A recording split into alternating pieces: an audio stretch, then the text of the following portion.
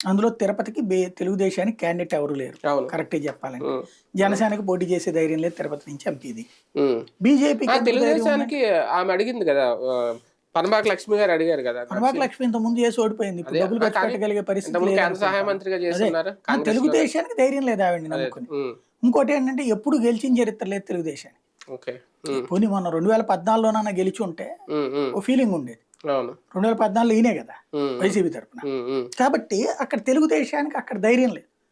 తెలుగుదేశం ఏం చూస్తుందంటే ప్రతి పార్లమెంట్ నియోజకవర్గ పరిధిలో ఆ ఎంపీ క్యాండిడేట్, ఎమ్మెల్యే క్యాండిడేట్లు అందరికీ డబ్బులు సర్దే వాళ్ళని చూస్తుంది.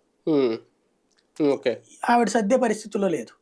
అంతకైతే కింద ఎమ్మెల్యే క్యాండిడేట్లు ఖర్చు పెడితే ఆవిడ ఖర్చులు ఆవిడ చూసుకునే స్థాయిలో సిద్ధంగా ఉంది. ఓకే. ఇప్పుడు ఏం జరుగుతున్నది, ఇప్పుడు ఫర్ ఎగ్జాంపుల్ పెమసాన్ ఉన్నాడు అనుకోండి, అవును.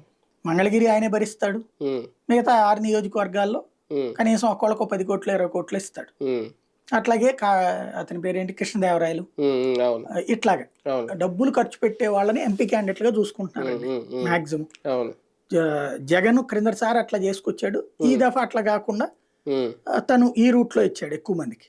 అంటే తనే పెడతానంటున్నాడు ఇప్పుడు, లేకపోతే అనిల్ యాదవ్ లాంటి వాళ్ళు బెటర్ కదా పెట్టుకొచ్చారంటే తను పెట్టడానికి సిద్ధపడ్డాడు కదా చాలా చోట్ల. కాబట్టి ఇక్కడేమో ఆ రూట్ లో ఉంది. అందువలన ఈ ఆవిడకి ఆ సీటే వద్దనుకుంది తెలుగుదేశం.